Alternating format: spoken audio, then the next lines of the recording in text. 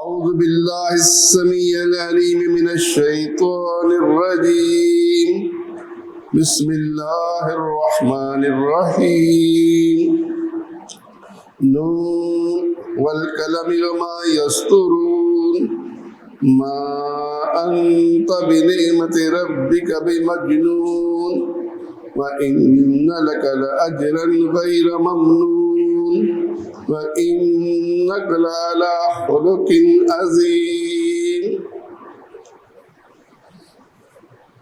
کچھ دنوں سے ہم تعلق پر جمعہ پڑھ رہے ہیں کہ تعلق صلہ رحمی کے لیے، رشتہ داری قائم رکھنے کے لیے بہت ضروری ہے،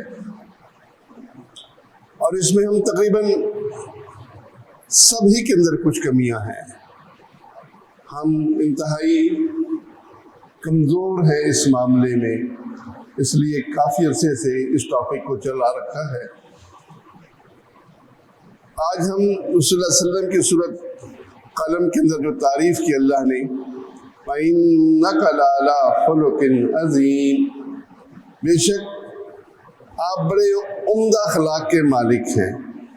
تو اللہ نے آپ صلی اللہ علیہ وسلم کی جبلت، پیدائش، اس کے اندر پسندیدہ اخلاق، بہترین خصلتیں اور پاکیزہ عادات رکھی ہیں، اور آپ صلی اللہ علیہ وسلم نے جو سلوک کیا صحابہ سے، جیسے تعلق رکھا اپنی اولاد سے، اپنی بیوی بچوں سے، رشتہ داروں سے، ہمیں بھی ویسا ہی تعلق رکھنا ہے۔ یہ آپ صلی اللہ علیہ وسلم کی جو سنت ہے، کیونکہ سخت حکم ہے کہ قطع رحمی کرنے والا جنت میں نہیں جائے گا، اور وہ قطع رحمی سے بچنے کے لیے صلہ رحمی کیسے قائم ہوگی، کیسے تعلق قائم ہوگا، تو آپ صلی اللہ علیہ وسلم کی سیرت میں اس کا بہترین نمونہ موجود ہے۔ اس سلسلے میں ابو حمید سعدی رضی اللہ عنہ کی روایت ہمارے لیے بہت بڑا سبق ہے۔ ابو حمید سعدی بیان کرتے ہیں کہ رسول اللہ صلی اللہ علیہ وسلم نے فرمایا، اس امت کے بہترین بندے وہ ہیں جو پورا حق دینے والے اور حوصلہ افزائی کرنے والے ہیں۔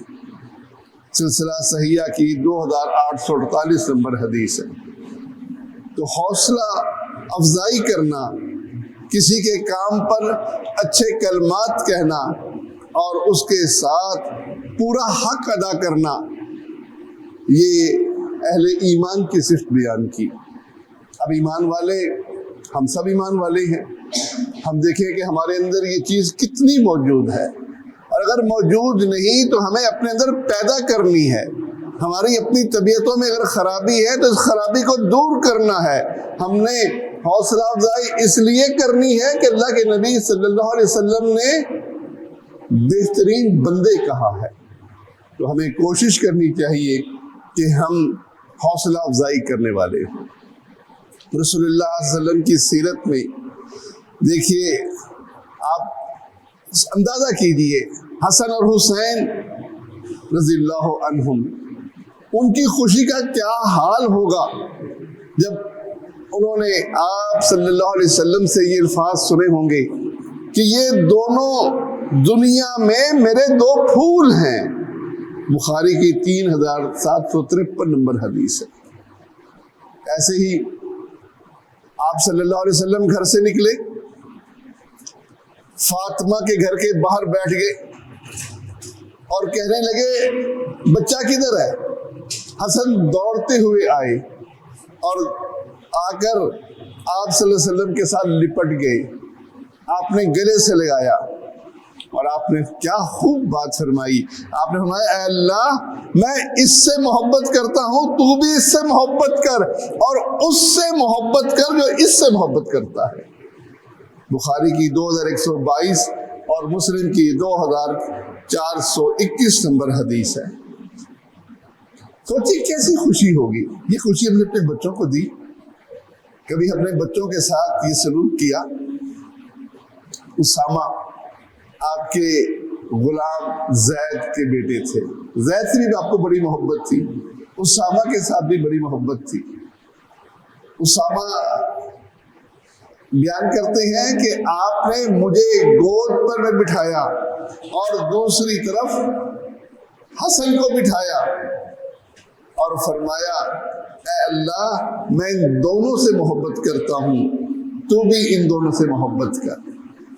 بخاری کی 3735 نمبر حدیث ہے. اب غلام کا بیٹا ہے لیکن آپ کتنا اس کو پروٹوکول دے رہے ہیں, کتنی عزت دے رہے ہیں, ان کی خوشی کا کیا حال ہوگا. سیدہ فاطمہ جب انہوں نے سنا ہوگا کہ میرے بابا محمد رسول اللہ صلی اللہ علیہ وسلم نے یہ فرمایا فاطمہ میرے جسم کا ٹکڑا ہے, میں ناپسند کرتا ہوں کہ اس کو کوئی تکلیف پہنچے, جو تکلیف اسے پہنچتی ہے وہ تکلیف مجھے پہنچتی ہے. صحیح بخاری کی 5230 اور مسلم کی روایت ہے. تو کیسے خوشی ہوگی فاطمہ کو جب انہوں نے یہ کلمات سنے ہوں گے. اور ایک روایت میں فرمایا فاطمہ کے بارے میں, جس نے فاطمہ سے دشمنی کی اس نے مجھ سے دشمنی کی, تم جنتی عورتوں کی سردار ہو. صحیح بخاری کی 6285 نمبر حدیث ہے اور مسلم کی 2450 نمبر حدیث ہے. تو یہ خوشیاں آپ بانٹنے والے تھے, ایسے حوصلہ افزائی کیا کرتے تھے. سیدنا علی رضی اللہ تعالیٰ عنہ عباس رسول اللہ صلی اللہ علیہ وسلم کے چچا کے ساتھ آپ کی محفل میں آئے اور پوچھا یا رسول اللہ آپ کو سب سے بڑھ کر محبت کس سے ہے؟ آپ نے فرمایا فاطمہ سے. مردوں میں آپ نے سوال کرتے ہیں سیدنا علی کہ پھر مردوں میں کس سے محبت ہے؟ بیٹی کے ساتھ تو محبت ہے. آپ فرماتے ہیں اسامہ بن زید سے. عرض کی کہ اس کے بعد فرمایا علی بن ابی طالب سے.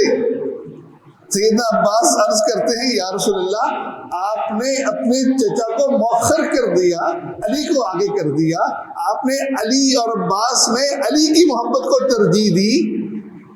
آپ صلی اللہ علیہ وسلم نے کیسے مطمئن کیا؟ آپ نے کہا چچا علی نے آپ سے پہلے ہجرت کی تھی, آپ ہجرت میں پیچھے رہ گئے, ایمان لانے میں پیچھے رہ گئے, علی پہلے ہجرت کر گئے. ترمذی کی 3819 نمبر حدیث ہے. کتنی خوشی ہوئی ہوگی سیدنا علی کو. ایسے ہی جنگ خیبر کا موقع ہے. جنگ خیبر کے موقع پر آپ اعلان فرماتے ہیں کہ کل میں ایسے شخص کو جھنڈا دوں گا جو اللہ سے محبت کرتا ہے, اس کے رسول سے محبت کرتا ہے, اللہ رسول اس سے محبت کرتے ہیں. اللہ اکبر. اس کے بعد سب صحابہ پر امید تھے, ہر ایک کی خواہش تھی کہ یہ سرٹیفکیٹ کہ اللہ کو وہ محبوب ہے اور وہ اللہ سے محبت کرتا ہے, یہ سرٹیفکیٹ ہمیں مل جائے. آپ نے اگلے دن کہا علی کدھر ہے؟ کہنے لگے کہ یا رسول اللہ ان کی آنکھیں خراب ہیں. پھر میں اس کو بلاؤ. آپ نے علی کو بلایا, اپنا لاب دہن علی کی آنکھوں میں لگایا اور اس کے بعد آپ نے اس کو پرچم عطا کیا. صحیح بخاری کی 2942 نمبر اور صحیح مسلم کی 406 نمبر حدیث ہے. دیکھیے سب صحابہ موجود ہیں, سب کی تمنا پیدا ہو رہی ہے کہ یہ سرٹیفکیٹ اللہ کے نبی صلی اللہ علیہ وسلم کا ہمارے حق میں پورا ہو جائے. سیدنا علی کے حق میں آپ نے یہ سرٹیفکیٹ دے دیا. ایسے ہی ام المومنین عائشہ صدیقہ کی خوشی کا اندازہ کیجیے جب فاطمہ کو اللہ کے نبی صلی اللہ علیہ وسلم نے یہ کہا بلکہ پوچھا اے میری بیٹی کیا تم وہ چیز پسند کرتی ہو جس چیز کو میں پسند کرتا ہوں؟ فاطمہ کہنے لگی کیوں نہیں یار ابا جی، میں ضرور اس چیز کو پسند کرتی ہوں جس کو آپ پسند کرتے ہو۔ آپ نے فرمایا عائشہ سے محبت کرو۔ بخاری کی 2581 اور مسلم کی 2442 نمبر حدیث ہے۔ پھر آپ اپنے صرف اہل و عیال کے لیے نہیں، صحابہ کے لیے بھی سیدنا ابوبکر صدیق رضی اللہ تعالیٰ عنہ کے بارے میں دیکھیے، ان کی خوشی کا حال دیکھیے کہ آپ صلی اللہ علیہ وسلم نے فرمایا کہ بہت سے لوگوں کا مجھ پر احسان ہے، لیکن وقت کے لحاظ سے اور مال صرف کرنے کے لحاظ سے ابو بکر کا احسان سب سے بڑا ہے۔ اگر میں کسی کو خلیل بناتا تو میں ابو بکر کو خلیل بناتا، لیکن اللہ نے مجھے اپنا خلیل بنا لیا۔ ابو بکر میرے بھائی ہیں، ابو بکر میرے ساتھی ہیں۔ بخاری کی 4904 اور صحیح مسلم کی حدیث ہے۔ دیکھیے کیسے آپ اپنے ساتھیوں کو اپنی محبت کا اظہار بھی کرتے تھے اور ان کے ساتھ تعلق مضبوط کرتے تھے۔ یہ باتیں معمولی نہیں ہیں۔ کبھی کر کے دیکھیے اپنے بچوں کے ساتھ، کبھی کر کے دیکھیے اپنے دوستوں کے ساتھ، دیکھیے کیسا اس کا نتیجہ نکلے گا۔ اللہ کے نبی صلی اللہ علیہ وسلم کی یہ سنت آج ہمارے اندر موجود نہیں ہے۔ سیدنا عمر فاروق رضی اللہ تعالیٰ عنہ کے بارے میں آپ صلی اللہ علیہ وسلم نے اپنا خواب سنایا۔ فرمایا میں ایک کنویں پر گیا، ایک ڈول وہاں موجود تھا، میں نے پانی نکالا، جب تک اللہ نے چاہا میں نے پانی نکالا۔ اس کے بعد وہ ڈول ابو بکر نے لیا، ابو بکر نے ایک دو ڈول نکالے اور اس کے نکالنے میں ضعف تھا، کمزوری تھی، اللہ ان کو معاف کرے۔ پھر ڈول ایک بڑے ڈول میں بدل گیا، عمر بن الخطاب نے اس کو لیا، اور میں نے ایسا آدمی نہیں دیکھا جو عمر کی طرح ڈول نکالتا۔ بخاری کی 3664 نمبر اور مسلم کی 2392 نمبر حدیث ہے۔ یہ صحابہ کے اندر شان ہے نا۔ ابوبکر صدیق کی خلافت تھوڑی رہی، عمر کی خلافت کتنی رہی۔ فتوحات ابوبکر کے دور میں بڑی اہم فتوحات تھی۔ ابوبکر صدیق رضی اللہ عنہ کے دور میں منکرین زکوٰۃ تھے، ختم نبوت کے منکرین تھے، کلمہ پڑھنے کے بعد مرتد ہو جانے والے لوگوں کی کثرت تھی۔ آپ صلی اللہ علیہ وسلم کی وفات کے بعد کلمہ پڑھنے والے مرتد ہو رہے تھے، اور سیدنا ابوبکر صدیق رضی اللہ تعالیٰ عنہ نے سٹینڈ لیا، ان کے خلاف جہاد کیا۔ اس کمزوری کی حالت میں آپ نے ان کلمہ پڑھنے والوں کے خلاف جہاد کیا جو زکوٰۃ کے منکر ہو چکے تھے، جو ختم نبوت کے منکر ہو چکے تھے۔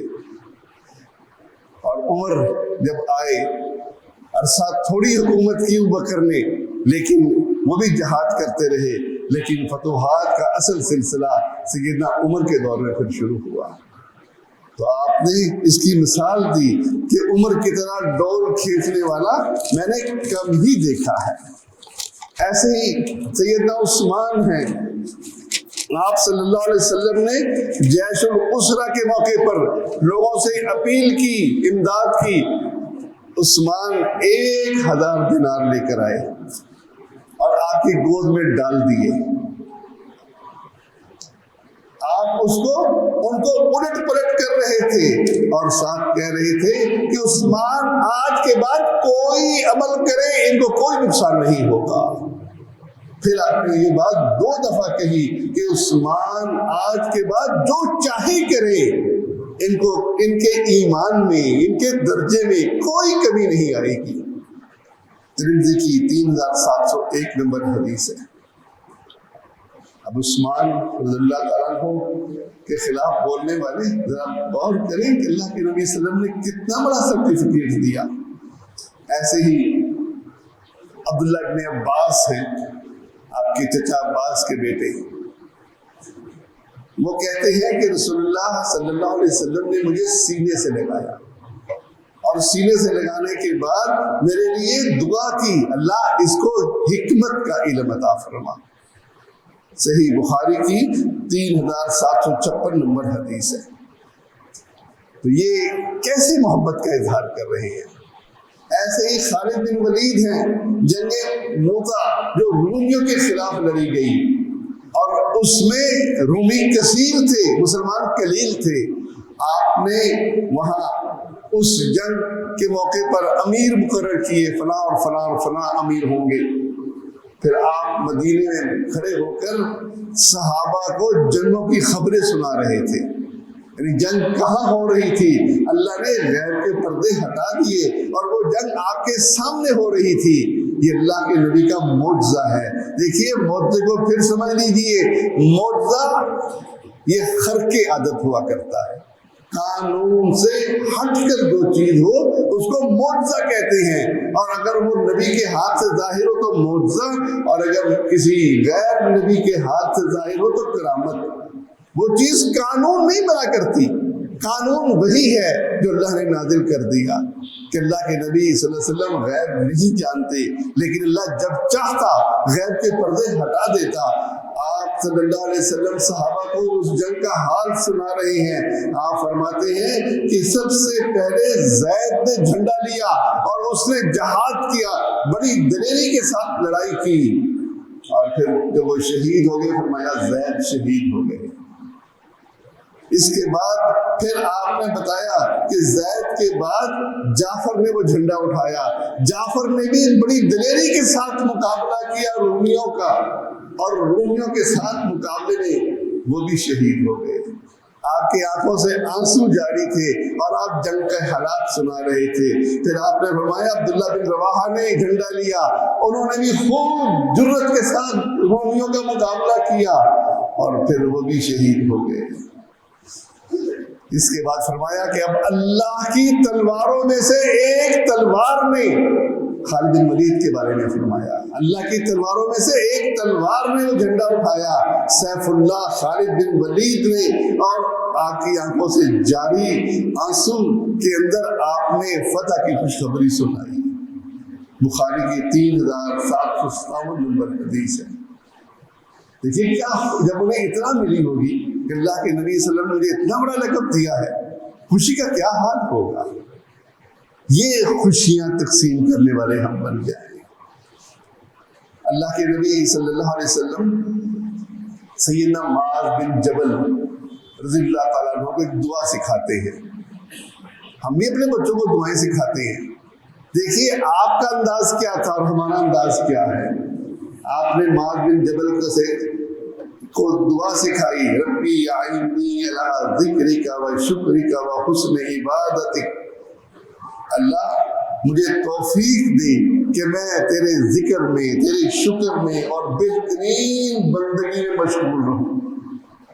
اور فرمایا کہ معاذ خود بیان کرتے ہیں رسول اللہ صلی اللہ علیہ وسلم نے میرا ہاتھ پکڑا، پیار سے آپ کا ہاتھ پکڑا اور فرمایا معاذ میں تجھ سے محبت کرتا ہوں.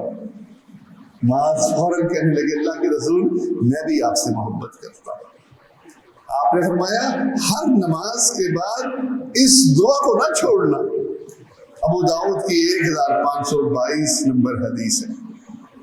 اب یہ دیکھیے کیا بہترین انداز ہے. کبھی ہم نے بچوں کے ساتھ یہ انداز اختیار کیا کہ بچوں دیکھو آج ہم یہ سورت پڑھتے ہیں اور اس سورت کو تم بھی یاد کرو، میں بھی یاد کرتا ہوں، میں تم سے بڑی محبت کرتا ہوں، اور تمہارے اس شوق کے اندر میں بھی اس قرآن کو حفظ کرنے لگ گیا ہوں. میں نے تمہیں مسجد بھیج دیا، میں اب کاروبار کرتا ہوں، ٹائم نہیں ہے، لیکن تمہارا دیکھا میری سننا، میں نے یہ چھوٹی سی سورت یاد کی ہے. ایسی محبت کا اظہار کبھی ہم نے اپنی اولاد کے ساتھ کیا؟ اگر نہیں کیا تو ہم اس سنت سے محروم ہیں. سیدنا زبیر رضی اللہ تعالیٰ عنہ بیان کرتے ہیں کہ آپ صلی اللہ علیہ وسلم نے جنگ خندق کے موقع پر یہ فرمایا کہ کون بنو قریظہ جائے گا اس کی خبر لائے گا. حالات دیکھیے کتنے سخت تھے. جنگ بدر میں مدینے کو گھیرا ہوا تھا. مشرکین اور مشرکین مکہ اور ان کے ساتھیوں میں خوف کا یہ عالم تھا کہ باہر نکلنا ممکن نہیں تھا. اور رسول اللہ صلی اللہ علیہ وسلم کو صحابہ کے ساتھ مل کر ایک خندق کھودنی پڑی تاکہ دشمن ادھر سے خندق عبور نہ کر سکے. اندر یہودی قبیلہ موجود ہے اور یہودی قبیلہ جو ہے وہ بھی دشمنی کا تل آیا. اس نے بھی ساتھ باش کر لی مشرکین مکہ کے ساتھ کہ یہ باہر سے تو نہیں آنے دیتے, یہ یہودی اندر سے حملہ کر دیں. اس پریشانی کی حالت میں, اس خوف کی حالت میں آپ صلی اللہ علیہ وسلم پوچھتے ہیں صحابہ کرام سے کہ کون ہے جو جائے اور جا کر بنو قریظہ کی خبر لے کر آئے. سیدنا زبیر کھڑے ہوتے ہیں اور کہتے ہیں یا رسول اللہ میں جاؤں گا. وہ گئے اور ان کے حالات, ان کی بغاوت, ان کی سب کچھ معاملات دیکھے اور واپس آئے. آپ صلی اللہ علیہ وسلم نے فرمایا زبیر تجھ پر میرے والدین قربان ہو. کتنا بڑا شرف ہے. اللہ کے نبی صلی اللہ علیہ وسلم صحابی کو کہہ رہے ہیں اے میرے صحابی, اللہ میرے والدین تجھ پر قربان ہو. ہر نبی کا حواری ہوا کرتا ہے اور میرا حواری زبیر ہے. صحیح بخاری کی 3720 اور صحیح مسلم کی 2416 نمبر حدیث ہے. یہ شرف ایک اور صحابی کو بھی حاصل ہوا, اور یہ کب ہوا؟ جب حالات بڑے خطرناک ہوتے تھے. جنگ احد کے موقع پر, جنگ احد کے موقع پر مسلمان شکست کھا گئے. اللہ کے نبی صلی اللہ علیہ وسلم کے ساتھ چند لوگ رہ گئے اور دشمن آپ کے اوپر ایسا سوار ہو گیا کہ ہر طرف سے دشمن نے آپ پر چڑھائی کر دی. ایسے موقع پر چند صحابہ آپ کے ساتھ تھے اور ان میں ایک خوش نصیب سعد بن ابی وقاص رضی اللہ تعالیٰ عنہ بھی تھے. آپ نے سعد کو تیر پکڑایا دشمن کو مارنے کے لیے اور فرمایا تجھ پر میرے والدین قربان ہو, تیر چلا. یہ لقب اور یہ خوشخبریاں آسان نہیں ہے لینی. ذرا اندازہ کرو نا حالات کا. جنگ احد کا نقشہ ذرا ذہن میں لاؤ اور دیکھو کس طریقے سے مسلمان بھاگ کر پہاڑوں پر چل گئے. چند لوگ آپ کے ساتھ رہ گئے اور دشمن کو پتا ہے کہ ادھر محمد رسول اللہ صلی اللہ علیہ وسلم ہے, اور اس کے بعد ان کا پورا زور ادھر تھا. اور آپ صحابی کو کیسے جوش دلا رہے ہیں, اے سعد تجھ پر میرے والدین قربان ہو, تیر چلا. یہ خوشبویاں, یہ ایسا حوصلہ افزائی آج ہمارے اندر موجود نہیں ہے. جنگ احد کے موقع پر رسول اللہ صلی اللہ علیہ وسلم نے 2 زریں پہنی ہوئی تھی, ایک کی جگہ 2. اس سے یہ بھی معلوم ہوا کہ توکل یہ نہیں کہ آدمی اسباب کو چھوڑ دے, اسباب کے بارے میں بھروسہ نہ کرے, بلکہ اسباب پورے اختیار کرے اور اس کے بعد توکل کرے. آپ صلی اللہ علیہ وسلم نے 2 زریں پہنی ہوئی تھی. آپ ایک چٹان پر چڑھنا چاہتے تھے, نہیں چڑھ سکے. جب یہ چیز طلحہ نے دیکھی تو طلحہ نیچے بیٹھ گئے, آپ کو سہارا دیا, آپ چٹان پر چڑھ گئے. آپ نے فرمایا طلحہ نے جنت واجب کر لی. ترمذی کی 3738 نمبر حدیث ہے. ایسے ہی نجران والے آپ کے خدمت میں حاضر ہوئے اور کہنے لگے یا رسول اللہ کسی امین شخص کو ہمارے پاس بھیجے, امانت دار ہو. کتنا بڑا سرٹیفکیٹ ہے کہ ہمارے سے جو اس نے حساب کتاب کرنا ہے, ہم نے اسلام قبول نہیں کیا, ہم نے جزیہ دینا ہے, ہم نے بٹائی پر جگہ لی ہے, وہ بٹائی لینی ہے, کوئی امین شخص آپ ہمارے ساتھ بھیجے. آپ صلی اللہ علیہ وسلم نے فرمایا کہ میں تمہاری طرف ایسے امین کو بھیجوں گا جو حقیقی معنوں میں امین ہوگی. آپ کی بات سن کر ہر صحابی کی تمنا ہوئی کہ کاش آپ ہمیں بھیج دیں. ہر صحابی چاہتا تھا اتنا بڑا سرٹیفکیٹ کہ اللہ کے نبی صلی اللہ علیہ وسلم اس کو امین کہہ رہے ہیں. آپ نے ابو عبیدہ بن جراح کو بھیجا. صحیح بخاری کی 3745 اور صحیح مسلم کی 2420 نمبر حدیث ہے. تو یہ بھائیوں, یہ ساری حدیثیں ہمارے لیے, ہم جہاں عبادات میں پوری فکر کرتے ہیں سنت پر چلنے کی، ہمیں زندگی گزارنے کے لیے، تعلق جوڑنے کے لیے، صلہ رحمی کرنے کے لیے ان احادیث پر عمل کرنا ہوگا۔ کیونکہ پھر سن لیجیے ابو حمید سعدی کی روایت پر بات ختم کرتا ہوں۔ ابو حمید سعدی فرماتے ہیں کہ رسول اللہ صلی اللہ علیہ وسلم نے فرمایا، اس امت کے بہترین بندے وہ ہیں جو پورا حق دینے والے ہیں اور حوصلہ افزائی کرنے والے ہیں۔ سلسلہ صحیحہ کی حدیث ہے۔ تو ہمیں حق بھی پورا دینا ہے۔ ان کا حق ہم نے، چاہے بیوی ہو، چاہے وہ بہن بھائی ہو، چاہے اولاد ہو، ہم نے ان کے حقوق بھی پورے کرنے ہوں، اور چاہے دوست ہو ان کے حقوق بھی ادا کرنے ہیں، اور ان کے ساتھ حوصلہ افزائی کرنے والے بھی ہم بن جائیں۔ زندگی بڑی تھوڑی ہے، بڑی تھوڑی ہے، تھوڑی سی زندگی میں صبر کرنا ہوگا۔ تھوڑا سا صبر کریں گے، پھر ہم اس زندگی میں عیش کریں گے جہاں جا کر یہ دنیا ایک صبح نظر آئے گی، ایک شام نظر آئے گی۔ قرآن مجید میں اللہ نے قول نقل کیا کہ وہ یہ کہیں گے کہ ہم دنیا میں ایک صبح ٹھہرے تھے یا ایک پہر ٹھہرے تھے، صبح کا پہر ہو یا شام کا پہر ہو۔ تھوڑی سی میں محنت کر کے ہمیں کوشش کرنی چاہیے کہ ہم اس میدان میں کامیاب ہو جائیں اور شیطان ہمارا دشمن ناکام ہو جائے۔ اللہ ہمیں عمل کی توفیق دے، آمین یا رب العالمین۔